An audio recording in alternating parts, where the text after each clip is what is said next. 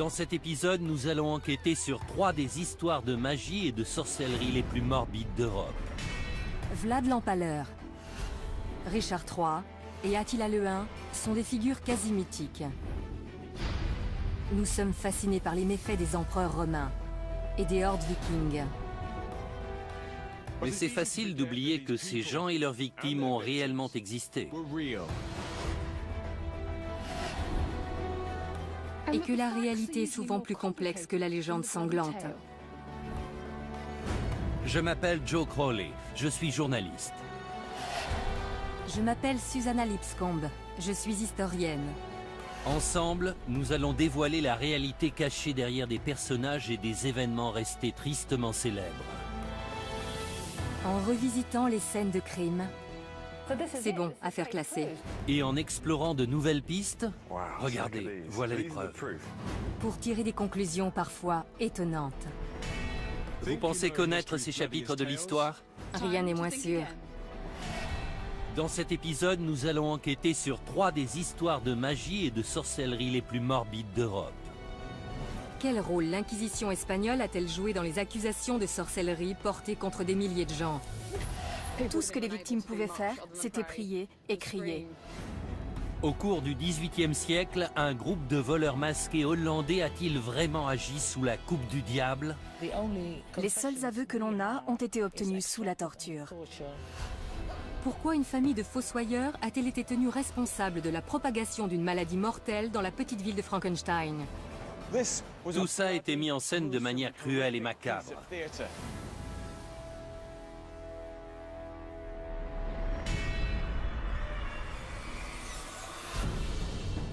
Novembre 1610. 30 000 personnes se rassemblent dans le nord de l'Espagne pour assister à l'exécution d'un sabbat de sorcières.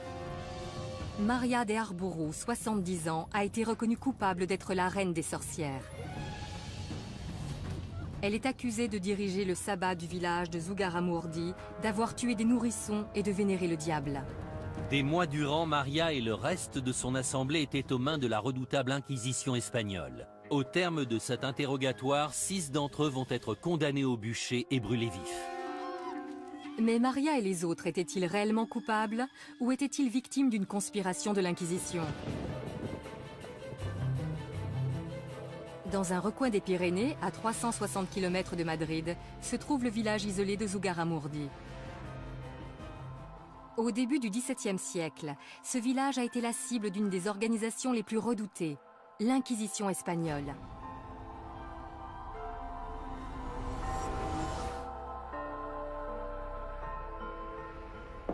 En 1609, l'Inquisition est venue à Zugarramurdi enquêter sur une affaire de sorcellerie dénoncée par les membres du clergé de la région et leurs informateurs. Le village a depuis ouvert un musée entièrement dédié à cette affaire. Les noms des gens qui y étaient mêlés y sont référencés. Parmi eux figure Maria de Arbourou, accusée d'être la reine des sorcières. Instaurée à la fin du XVe siècle, la mission de l'Inquisition était de maintenir la pureté de l'Église et de superviser les Juifs et les musulmans convertis au catholicisme. L'historienne locale, Idoia Mentaberi, a enquêté sur l'affaire de sorcellerie de Zugarramurdi. Que s'est-il passé quand l'Inquisition a débarqué dans le village? Ils sont arrivés vêtus de leurs robes. Il y avait de quoi avoir peur. Ils ont arrêté des femmes, des personnes âgées et même des enfants. Le plus jeune avait 9 ans. Ils ont créé une telle atmosphère de panique et de peur que les villageois ont vite commencé à s'accuser entre eux pour tenter de sauver leur peau.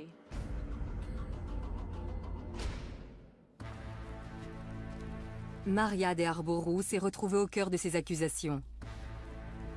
Les villageois la dénonçaient comme étant la reine des sorcières. Plus d'une vingtaine d'hommes et de femmes de Zugarramurdi ont été accusés de faire partie de son assemblée. Quels étaient les différents chefs d'accusation? D'avoir mangé des cadavres, de voler et d'enlever les enfants. Les sorcières devaient suivre un rituel d'initiation. Elles recevaient un crapaud qu'elles devaient habiller et chérir comme un animal de compagnie. Si elles s'en occupaient mal, le crapaud les dénonçait au diable. C'est incroyable. Les gens croyaient vraiment à ce genre d'histoire? C'est difficile à croire. Ces histoires fantasques ont suffi à les faire livrer aux mains de l'Inquisition. Ils ont été jetés dans la prison secrète, détenus par les inquisiteurs, torturés et accusés de sorcellerie.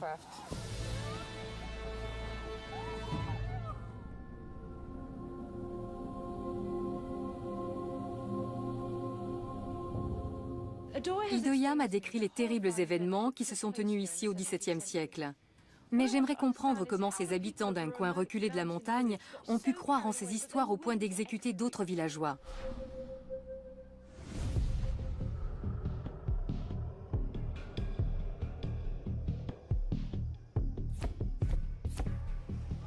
Quand on pense à l'Inquisition, on a souvent en tête des images de prêtres fanatiques vêtus de robes noires et déterminés à exterminer les hérétiques et les sorcières. Bien entendu, l'histoire est rarement aussi simple. Je me dirige vers le donjon d'Amsterdam, un site très touristique, pour y apprendre tout ce qu'il y a à savoir sur cette fameuse organisation. Pour ce faire, j'ai fait appel au professeur Thomas O'Connor, un spécialiste de l'Inquisition. Parlez-moi de Zugarramurdi. Quel rôle l'Inquisition a-t-elle joué dans ce village? Alors que la situation était déjà délicate, les inquisiteurs sont arrivés et ont mis de l'huile sur le feu. Il y a toujours eu des histoires d'accusations de sorcellerie, mais quand l'Inquisition intervenait, tout avait tendance à s'amplifier. Le nombre de dénonciations se multipliait. Un vent de panique générale se mettait à souffler. Cependant, il est intéressant de savoir que les avis sur la question étaient partagés au sein des inquisiteurs. C'est vrai? 2 d'entre eux avaient une opinion bien tranchée sur la marche à suivre, mais le 3e émettait quelques réserves. L'inquisiteur en question se nommait Alonso de Salazar Frias. C'était un avocat particulièrement cultivé. Il voulait distinguer les faits réels de ce qui relevait de l'imagination de la personne accusée de sorcellerie. Au sein même de l'Inquisition, certains parlaient déjà de pacte avec le diable, d'hérésie et de damnation. Il tenait à prendre assez de recul pour ne pas se laisser embarquer dans l'hystérie collective. Cette frénésie touchait non seulement la commune de Zugarramurdi, mais aussi les inquisiteurs présents lors des événements. À Zugarramurdi, Salazar était l'inquisiteur le moins gradé, mais sa méthode de raisonnement a tout de même eu un impact important. Il avait vu que la commune était prise d'hystérie collective et que ça les poussait à inventer toutes sortes d'histoires. Exactement. Il a introduit les notions de scepticisme et de doute dans le processus de jugement. Il a fait évoluer les poursuites pour sorcellerie en Espagne. Grâce à Salazar, les inquisiteurs étaient encouragés à ne plus se reposer uniquement sur les dires des victimes, mais à trouver des preuves concrètes avant d'emprisonner leurs suspects. Les détails sur le fonctionnement de l'Inquisition espagnole sont fascinants, mais cela ne suffit pas à résoudre l'énigme de Zugarramurdi. La sorcellerie était considérée comme un acte d'hérésie mineur. Mais malgré la présence d'un inquisiteur aussi moderniste que Salazar, plusieurs personnes ont été condamnées au bûcher.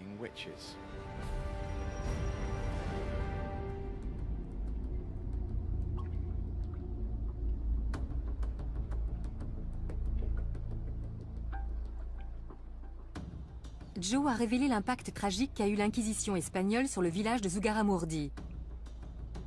De mon côté, j'aimerais savoir ce qui poussait ces villageois à croire que des sorcières vivaient parmi eux. Que s'est-il vraiment passé? Des gens affirmaient qu'une fois la nuit tombée, des sorcières les avaient emmenés de force dans leurs repères. Il me faut plus d'informations. Les gens inventaient-ils ces histoires ou est-ce qu'elles cachent autre chose?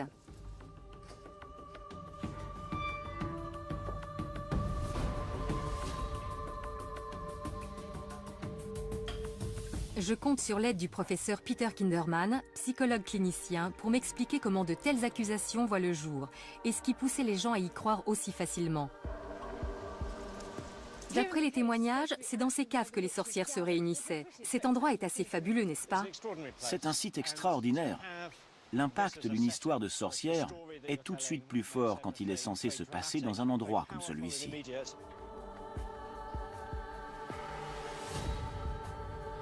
Une fois lancée, une rumeur est difficile à stopper. L'histoire nous dit que ces sorcières enlevaient des gens la nuit et les emmenaient dans ces caves où avait lieu leur assemblée. Mais on ne sait pas exactement ce qu'il se passait après. Pour commencer, il faut garder à l'esprit qu'à cette époque, les histoires de sorcières, de démons, de vie après la mort faisaient partie du quotidien des gens. Comme les téléphones, les avions et les armes nucléaires font partie du nôtre aujourd'hui. Les gens expliquaient ce qui leur arrivait à partir des connaissances qu'ils avaient du monde. La peur d'être torturés et brûlés vifs poussait les habitants de Zugarramurdi à émettre de folles accusations sur leurs voisins. Les gens vivaient dans la terreur. Il suffisait qu'un suspect interrogé finisse par avouer en impliquant une ou deux autres personnes pour que les accusations se multiplient. Ce phénomène ne se limitait pas à Zugarramurdi. Dans toute la région, plusieurs villages se sont mis à dénoncer des pratiques de nature satanique. Le cadre idyllique de la montagne s'est alors transformé en un lieu de cauchemar. Certaines personnes parlent d'hystérie collective. Pensez-vous que cela puisse expliquer ce qu'il s'est passé ici? Le terme d'hystérie collective sous-entend que ces personnes étaient dérangées ou malades. Je ne pense pas que ça a été le cas. De nos jours, accuser quelqu'un de sorcellerie passe pour de la démence. Mais si on appelle les services secrets parce qu'on suspecte son voisin de fabriquer des bombes, cela nous paraît normal. Donc il ne faut pas trop rationaliser les faits. Ces gens ont réagi dans la panique. Les conséquences étaient terribles dans les deux cas. Être possédé par le diable et perdre son âme faisait bien plus peur aux gens qu'on ne peut l'imaginer aujourd'hui. D'un autre côté, l'idée de faire l'objet d'une enquête, puis d'être torturé et brûlé vif en public, n'était pas plus réjouissante. Maria et les autres victimes se trouvaient confrontées à un cruel dilemme. Seule leur foi pouvait les sauver, et elle allait être testée comme jamais.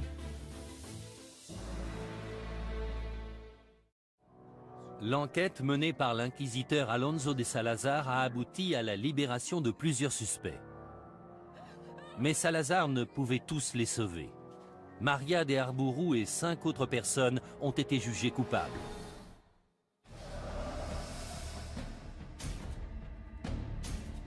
Maria et son soi-disant sabbat font partie des quelques milliers d'innocents à avoir été brûlés sur une période de 300 ans. Mais comment se passaient ces mises à mort? Et pourquoi étaient-elles aussi barbares? Pour répondre à ces questions, je retrouve le professeur Alison Rollands, spécialiste de l'histoire de la sorcellerie. Alison, quel sort attendaient Maria et les autres accusés? Est-ce qu'ils avaient encore la moindre chance de s'en sortir? Ils auraient pu avouer qu'ils pratiquaient la sorcellerie. Un aveu aurait annulé la peine, même s'il se faisait alors qu'on les amenait au bûcher. Mais il faut prendre en considération la mentalité de l'époque. Les concepts d'au-delà et d'âme immortelle étaient au cœur de leurs croyances. Ces 6 individus ont sûrement pensé que faire de faux aveux aurait été un péché impardonnable.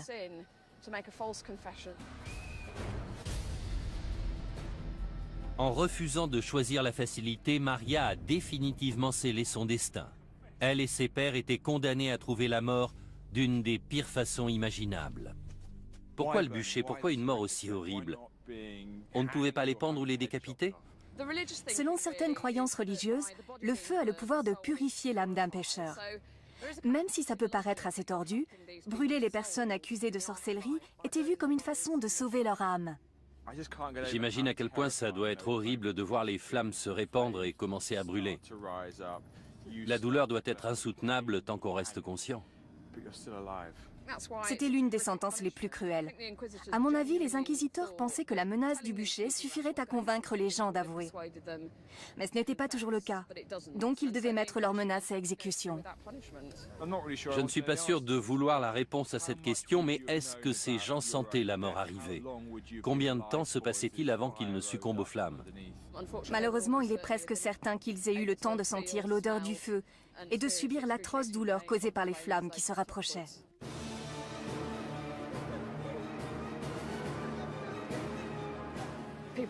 Ils étaient debout, attachés. Tout ce qu'ils pouvaient faire, c'était prier et crier.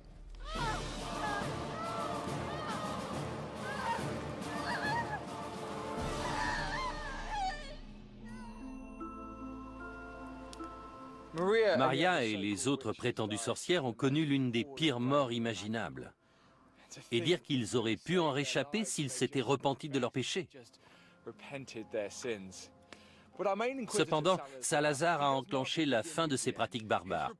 Son rapport à l'Inquisition a fait cesser les exécutions pour cause de sorcellerie en Espagne. Triste ironie du sort, les données qu'ils avaient récoltées à Zugarramurdi ont poussé l'Inquisition à gracier les sorcières du village seulement 4 ans après leur mort par le feu. «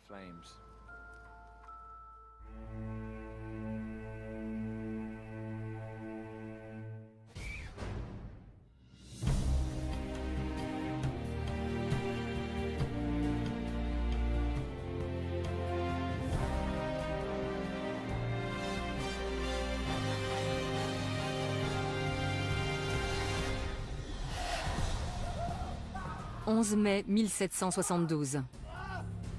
Józef Kirchhoffs, chirurgien aisé et fervent croyant, est sur le point de connaître une mort violente par pendaison. Il a été reconnu coupable d'être à la tête d'un groupe de bandits sans pitié obéissant aux ordres du diable en personne. Leur nom, les Bockenriders. Pendant des années, ces bandits ont fait régner la terreur le long de la frontière hollandaise. Kirchhoffs a été condamné à la potence alors qu'il niait fermement faire partie du célèbre gang, et ce malgré des mois à subir d'affreuses tortures. Était-il un génie du grand banditisme ayant toujours mené une double vie, ou était-il réellement innocent ?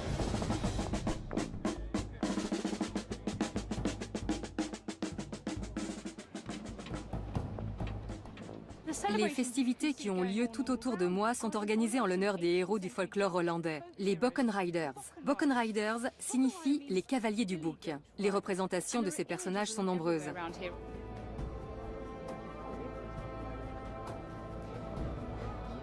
En voilà un Bockenrider. Il chevauche un bouc, une torche à la main, et coiffé d'un chapeau de sorcière alors qu'il s'apprête à fuir sous un ciel rouge sang.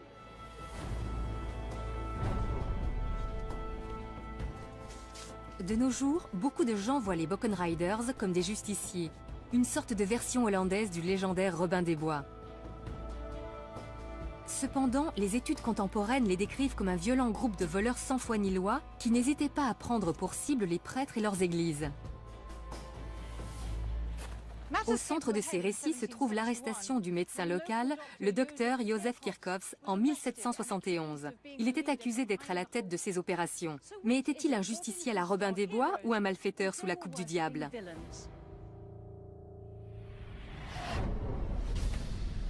La ville de Herzogenrath est l'un des endroits clés de l'histoire des Bockenriders. Cette ville est maintenant allemande, mais se situe juste à côté de la frontière hollandaise. Je suis venu rencontrer François van Geroorten, président de l'association visant à préserver la mémoire des Bockenriders. François, qu'est-ce qui faisait des Bockenriders un groupe de bandits beaucoup plus terrifiant que les autres criminels? Comme tous les bandits, ils étaient accusés entre autres de vol et de cambriolage. Mais en plus, la légende dit qu'ils avaient fait un pacte avec le diable. Les vols étaient commis dans un périmètre si grand que les rumeurs disaient que le diable leur avait donné des boucs volants pour les assister dans leurs méfaits. L'efficacité impitoyable avec laquelle ces brigands agissaient ont poussé les autorités et la population à croire qu'ils obéissaient tous à une seule et même personne, un leader connu sous le nom de Józef Kirchhoffs. François, quel lien existe-t-il entre cette église et l'objet de notre étude, Józef Kirchhoffs? C'est l'église Sainte-Marie. C'est ici qu'il a été arrêté dans la matinée du 17 août 1771. Ça doit être choquant de se faire arrêter en sortant de l'église devant tous les paroissiens. Il y a de quoi se sentir humilié. Clairement. Il habitait une centaine de mètres plus loin. En l'espace d'un instant, il est passé du statut de citoyen respecté à celui de criminel. Dites-moi plus sur Kirchhoffs. Que sait-on de lui? Il est né en 1724. Après 9 ans dans l'armée, il est rentré chez lui. Et puis il est devenu le chirurgien officiel de la ville de Herzogenrath. Au moment de son arrestation, il était marié et il avait 6 enfants. Pourquoi est-ce qu'ils l'ont arrêté lui plutôt qu'un autre? Les autorités pensaient que le diable venait sur terre pour séduire les gens pauvres d'esprit, qui ne savaient ni lire ni écrire, afin d'en faire des Bockenriders.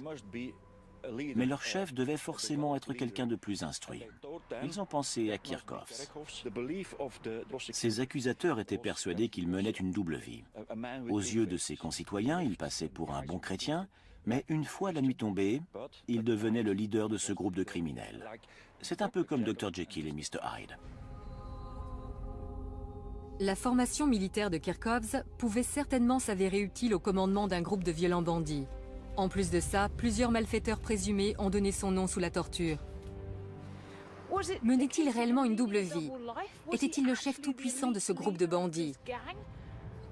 Je vais envoyer Joe consulter les archives officielles pendant que je me renseigne sur le fonctionnement des gangs.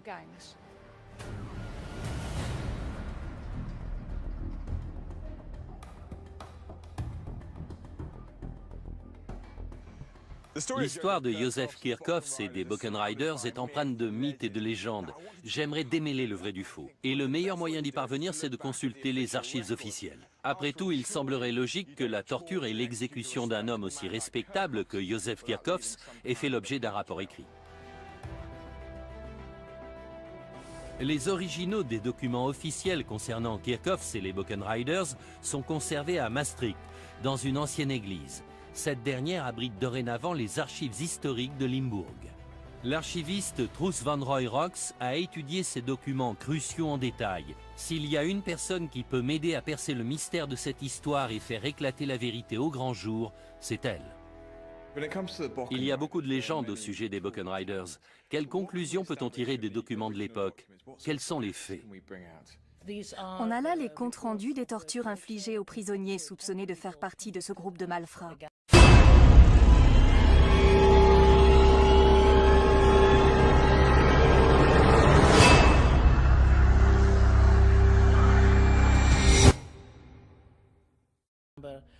Ils étaient accusés d'entrer par effraction dans les maisons, les églises et les abbayes. Mais le mystère reste entier au sujet de la réelle culpabilité des prétendus Boken Riders. Les seuls aveux que l'on a ont été obtenus sous la torture. C'est assez déroutant. On trouve ici des milliers de documents juridiques et pourtant aucun d'entre eux ne prouve sans équivoque que Kirchhoffs ait été à la tête de ce réseau criminel. Les seules preuves sont de vagues accusations faites sous la torture. Est-ce qu'il y a des documents qui nous parlent un peu de Joseph Kirchhoffs et de son histoire personnelle? On a une description de lui dans une lettre de recommandation. Elle a été écrite en 1752, quand il était encore sergent dans l'armée. Elle dit qu'il était non seulement un chirurgien très talentueux, mais aussi un homme respecté et très croyant. Les gens n'en revenaient pas quand il a été arrêté.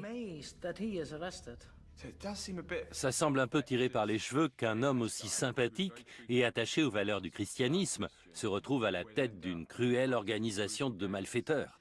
Oui, il n'y avait aucune preuve concrète de sa culpabilité.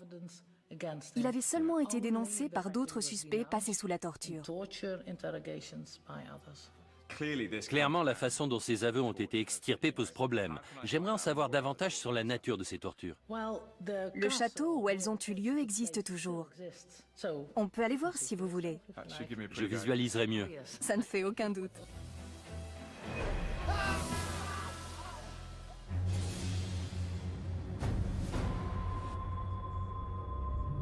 J'ai suivi Truus 35 km plus loin jusqu'au château d'Herzogenrath afin d'en apprendre davantage sur les atroces tortures infligées aux Boken Riders présumés.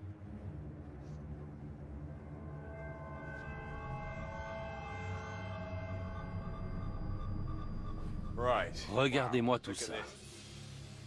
Comment ces effrayants outils étaient-ils utilisés? Il commençait avec les poussettes, d'abord sur un pouce, puis sur les deux. Vous parlez des pouces, mais il y a la place d'y mettre la main entière. Même avec une simple pression, on sent que ça peut infliger d'atroces souffrances. Et si ça ne suffisait pas à les faire parler, il passait au brodequin. Comment ça marche? Cette partie se met derrière le mollet. Celle-ci est sur le tibia. La poignée permet de resserrer la vis, ce qui réduit le tibia en miettes. Puis dans un troisième temps, ils attachaient les mains de la victime derrière son dos et le suspendaient à l'estrapade. Par les mains? Oui, et les pieds ne touchaient pas le sol. Le poids du corps tout entier tirait sur les mains. Mais c'est possible, les bras doivent immédiatement se casser, non? Oui. Ils se cassent. Les organes éclatent et les épaules se disloquent. C'est le corps tout entier qui se retrouve réduit en bouillie. Certains rapports disent qu'au bout de seulement 5 minutes, les victimes criaient « Détachez-moi, je vais parler, je vais tout avouer, je n'en peux plus ».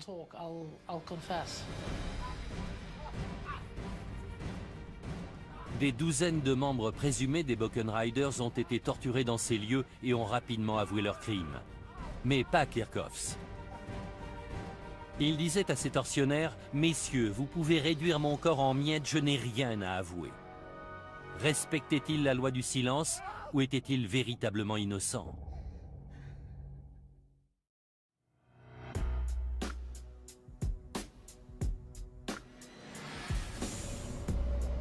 Józef Kirchhoffs n'a jamais avoué malgré les horribles tortures qu'on lui a fait subir. Aurait-il réussi à tenir sa langue jusqu'au bout s'il avait été coupable? Pour le savoir, je vais discuter avec Graham Johnson. Depuis plus de 10 ans, il enquête sur les barons du crime et les gangs sévissant actuellement. Les gangsters connaissent-ils l'identité de leur chef? Pas toujours. Les petites mains, ceux qui les recrutent et tous ceux qui occupent des postes secondaires ne savent pas forcément pour qui ils travaillent. On s'intéresse actuellement à Józef Kirchhoffs, qui était un membre respectable de sa communauté. Est-ce qu'on trouve vraiment ce genre de profil au sein d'un gang? Il arrive souvent que les chefs de gang aient une position sociale élevée au sein de leur communauté. Peu de gens connaissent l'identité de celui qui dirige actuellement la pègre locale. Si vous le rencontriez, vous ne penseriez pas une seconde qu'il est impliqué dans un gang. C'est un homme respectable, poli, cultivé, et pourtant, il est à la tête d'une organisation criminelle qui compte des centaines de membres et génère des centaines de milliers d'euros par an. Ils sont impliqués dans des affaires de drogue, de fraude fiscale, de vente d'armes et même de meurtre. Donc même l'homme le plus respectable d'une communauté peut travailler pour une organisation criminelle. Tout à fait. Ce sont des gens qui ont le sens des affaires, savent diriger et sont des gens en position de pouvoir. Ils font des chefs de gang idéaux. Ce principe est valable aussi bien en Angleterre aujourd'hui qu'en Allemagne il y a 200 ans.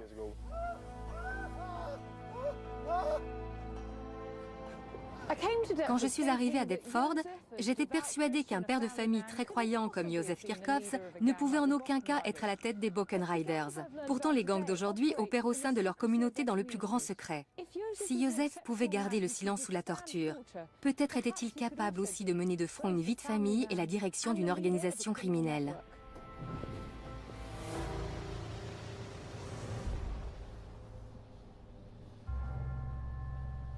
Malgré l'absence de preuves tangibles à l'encontre de Kirchhoffs, les juges étaient convaincus de sa culpabilité.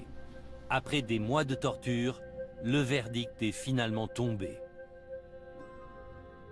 Il a été condamné à mort. Sa sentence a été prononcée oralement dans cette pièce. Juste ici. Ici même, oui. C'est vrai? Il a été condamné à la pendaison pour 9 cambriolages. C'est tout ce qu'ils ont trouvé à lui reprocher après toutes ces tortures. 9 cambriolages sur une période de 9 ans. Rien à voir avec le casier judiciaire d'un baron du crime. Est-ce qu'on sait comment s'est déroulée l'exécution? Oui, on a le compte-rendu détaillé. Je vous le lis. Ils ont alors conduit Kirchhoffs sur la place publique où la potence avait été érigée. À 11 h du matin, le bourreau lui a passé la corde autour du cou. D'une voix tremblotante, il a crié « Jésus, j'ai vécu pour toi, je meurs pour toi ».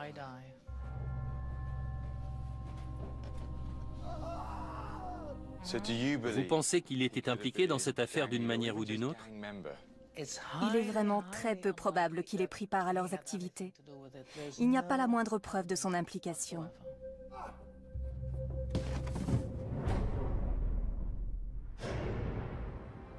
Kirchhoffs n'a pas été la seule victime. Plus de 350 Buchan Riders présumés, hommes et femmes confondus, ont été pendus, laissés pour morts sur la roue ou brûlés vifs. La torture est au cœur de cette légende sanglante. Le problème majeur face à cette pratique, c'est qu'on n'a aucun moyen de vérifier la véracité des aveux. Bon nombre de personnes victimes de telles souffrances finiraient par cracher le morceau, qu'ils soient réellement coupables ou pas. Le plus fascinant, c'est que Kirchhoffs n'a jamais avoué. Même si Suzy a des arguments valables pour le suspecter d'avoir été à la tête des Buchan Riders, je n'arrive pas à y croire.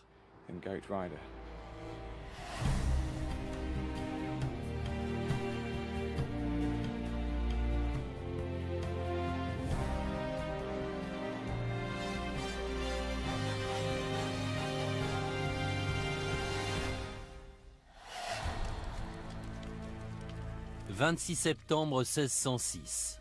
Depuis des décennies, Wenzel Forster et sa famille sont les fossoyeurs de leur commune. Mais ce jour-là, c'est à leur porte que la mort a frappé.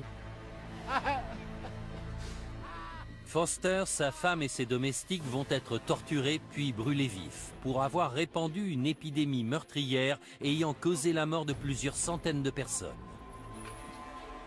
Ils étaient aussi accusés de cannibalisme, de nécrophilie et d'être les serviteurs du diable. Forster et sa femme ont-ils vraiment commis ces crimes sataniques? Ou ont-ils été victimes des préjugés et de la panique ambiante?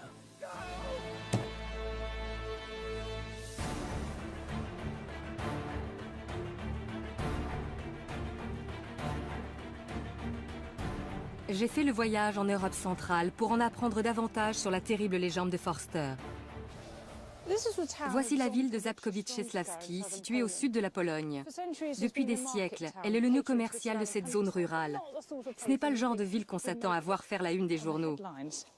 Pourtant, en 1606, cette magnifique feuille d'information illustrée a été publiée à son sujet. Cet ancêtre des journaux d'aujourd'hui raconte l'histoire qui a fait connaître cette petite ville. Mais à l'époque, Żabkowice portait un autre nom. Elle s'appelait Frankenstein. C'est en 1818 que Mary Shelley a écrit son célèbre roman gothique racontant la vie de Victor Frankenstein et du monstre qu'il avait assemblé à partir de morceaux de corps humain. 200 ans plus tôt, la ville de Frankenstein a été au centre d'une autre histoire à en glacer le sang, quand des centaines de ses habitants ont été victimes de la peste. Le bulletin illustré ne parle pas seulement des victimes, mais aussi des gens supposés être à l'origine de cette épidémie. La propagation de l'épidémie a été entièrement reprochée à une famille de fossoyeurs qui s'occupait du cimetière de la ville. Ce récit relate une incroyable histoire d'empoisonnement, de vol et de magie noire.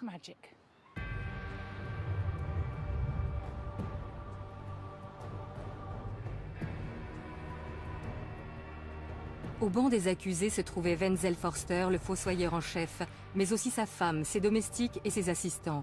Je me suis rendue au cimetière où il travaillait pour rencontrer Karen Lambrecht, l'historienne qui a révélé au grand jour l'histoire de la peste de Frankenstein. J'ai avec moi un document témoignant des événements sordides ayant eu lieu à Frankenstein en 1606.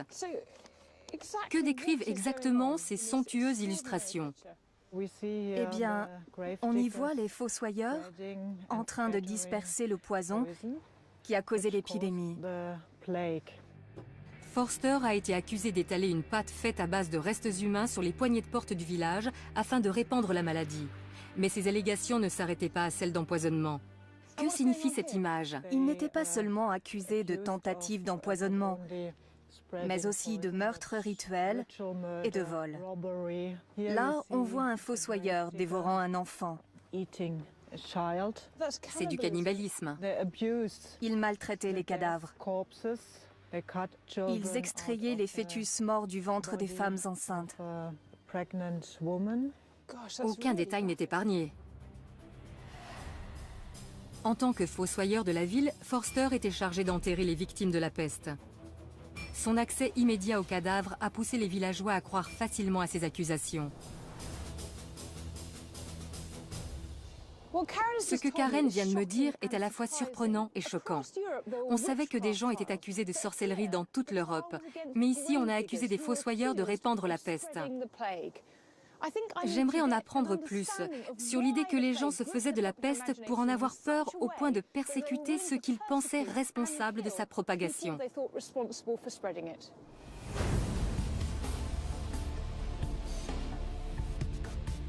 Je suis à Londres où 100 000 personnes sont mortes de la peste 60 ans après l'épidémie de Frankenstein.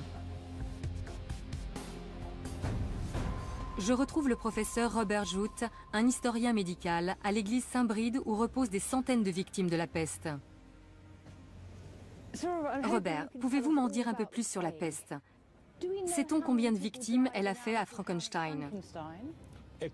D'après les rapports de l'époque, il y a eu environ 1500 décès. C'est un chiffre assez élevé. Un quart de la population a trouvé la mort en l'espace d'1 ou 2 semaines. La mort était fulgurante. Et elle frappait sans prévenir, n'est-ce pas? C'est ça. Dans certains cas, les gens se levaient le matin comme si de rien n'était, puis mouraient dans la journée. C'est une mort aussi terrible que soudaine. Les gens en étaient terrifiés. Dans ces conditions, les victimes ne pensaient pas s'être assez préparées au jugement dernier. Ça les effrayait plus que tout. Quand la peste frappait, les églises débordaient de demandes d'inhumation. Il était impossible d'enterrer tout le monde convenablement. Regardez ça.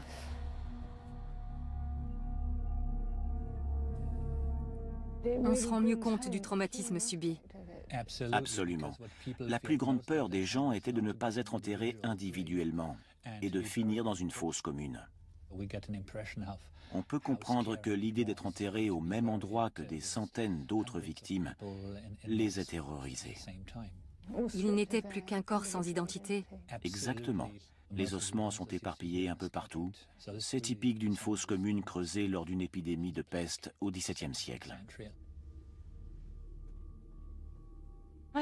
En voyant tout ça, je comprends un peu mieux pourquoi les habitants de Frankenstein étaient aussi terrifiés par la peste au XVIIe siècle. Ce genre de perspective peut facilement pousser les gens à s'en prendre aux potentiels responsables du désastre. Mary Shelley a rendu le nom de Frankenstein mondialement connu.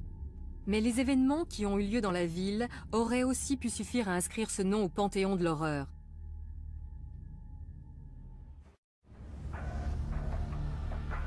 Suzy a découvert qu'un quart de la population de Frankenstein a succombé à la peste. Les fossoyeurs ont-ils réellement pu répandre l'épidémie à l'aide de potions empoisonnées? Y a-t-il un moyen de découvrir ce que contenaient ces potions? Bien entendu, les autorités de l'époque ne disposaient pas de laboratoires médico-légaux où les faire analyser. Personnellement, l'idée de potions pestiférées me semble un peu exagérée.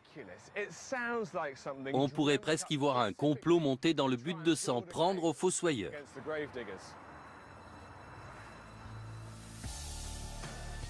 Les voisins de Forster étaient persuadés qu'au lieu d'enterrer les morts, ils se servaient de leurs cadavres pour concocter une potion donnant la peste. C'est génial ici. Je vais m'entretenir avec le chercheur Jürgen Mischke pour découvrir ce que fabriquaient les Forster. Jürgen, l'idée qu'on puisse concocter une potion à partir de restes humains me semble loufoque. Comment en est-on arrivé là? Je vais peut-être vous surprendre, mais les médicaments à base de restes humains étaient monnaie courante du XVIe au XVIIIe siècle. Au début du XVIIe siècle, les gens pensaient que les médicaments à base de cadavres en bonne santé étaient particulièrement efficaces. Et en plus de soigner les maladies, ces remèdes étaient censés donner l'énergie du mort aux patients. Quelle partie du corps était utilisée? D'après les documents scientifiques de l'époque, 24 parties du corps peuvent être récupérées pour en faire des remèdes. La graisse, la peau, le crâne et les os en font partie. Les os étaient réduits en poudre et la peau bouillie pour en faire des médicaments contre toutes sortes de maux tels que l'épilepsie ou les migraines. Forster était-il le fournisseur de Frankenstein? D'où provenaient les cadavres? Il fallait aller voir le bourreau.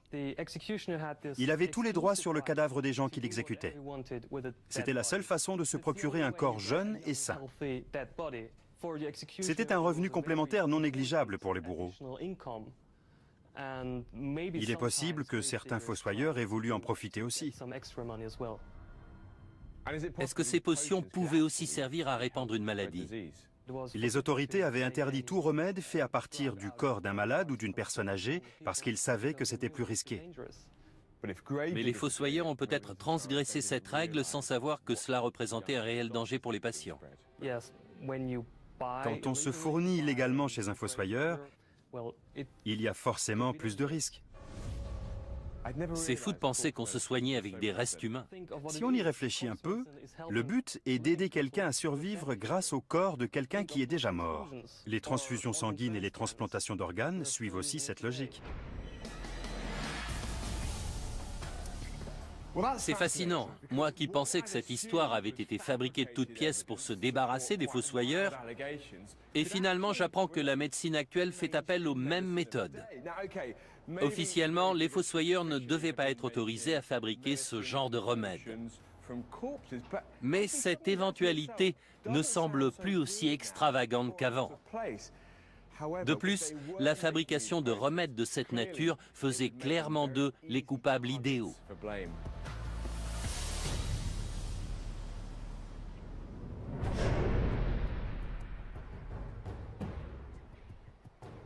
Joe a découvert que Wenzel Forster dirigeait peut-être un laboratoire clandestin de fabrication de médicaments à base de cadavres.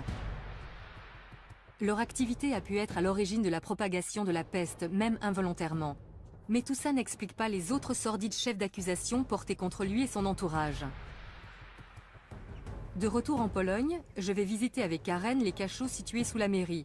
C'est ici que les fossoyeurs sont censés avoir été retenus prisonniers. J'espère y découvrir pourquoi ils ont été accusés de vol, de cannibalisme et de nécrophilie. Ils étaient accusés d'être les serviteurs du diable. Il leur aurait ordonné de répandre le poison pour annihiler la population. Ils avaient surnommé les fossoyeurs les chiens de chasse du diable. Les fossoyeurs étaient souvent marginalisés par le reste de la population qui les associait à la mort. Cela faisait d'eux la cible facile d'accusations macabres. Ça paraît invraisemblable. Qu'est-ce qui poussait les gens à croire que les fossoyeurs étaient capables de telles horreurs? Comme ils vivaient dans un climat de terreur, les villageois étaient à cran. Les autorités locales se devaient d'agir. En plus de Forster et sa femme, 6 autres personnes ont été arrêtées et accusées de répandre la peste. Avec la communauté tout entière convaincue de leur culpabilité, ils n'avaient aucune chance de s'en sortir. Frankenstein voulait leur mort. Les autorités tenaient à obtenir des aveux de la part des fossoyeurs ainsi que les noms d'autres membres de leur famille impliqués. Les tortures qui leur ont été infligées pendant l'interrogatoire ont fini par les faire craquer. Le trajet vers l'endroit de leur exécution a débuté ici, dans les cachots de la mairie où Forster et les autres avaient été emprisonnés et torturés. Ensuite, ils ont été transportés à travers toute la ville, installés en évidence sur une charrette pour que la population assiste à leur sentence et sache ce qui arrive aux gens coupables de tels crimes. Après tout, le but de cette mise en scène cruelle et macabre était d'être vu par le plus grand nombre possible d'habitants. Tout Frankenstein tenait au bon déroulement de cette exécution. Ils étaient persuadés que la mort de Forster et de son entourage mettrait un terme aux ravages de la peste. Voici les anciennes frontières de la ville. Les douves se trouvaient ici. Au moment où Forster et les autres les traversaient, ils étaient déjà couverts de blessures. En plus des châtiments corporels, ils subissaient une véritable humiliation publique. Forster avait non seulement empoisonné ses voisins, mais aussi trahi son serment de servir la communauté. Déjà accablés par leurs blessures, les Forster ont fini par arriver ici, en dehors des limites de la ville, sur la colline des Potences. À ce moment-là, ils devaient espérer que leur heure est enfin sonnée. Ce n'était pas le cas. On a d'abord coupé les mains droites de Forster et de son assistant. Ensuite, les mains ont été clouées au pieu où ils seraient attachés pour mourir. Puis, pour le crime de nécrophilie, l'assistant de Forster a été castré. Prochaine étape, le bûcher. Forster et 3 autres fossoyeurs ont été attachés à des pieux. Les feux ont été allumés tout autour d'eux pour qu'ils meurent brûlés vifs.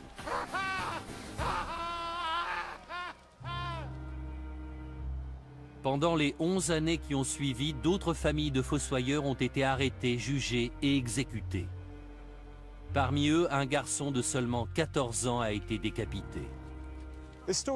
La terreur se trouve au cœur de cette affaire. Face à la peur, les hommes sont capables d'actes terribles. Les fossoyeurs sont devenus leur bouc émissaire.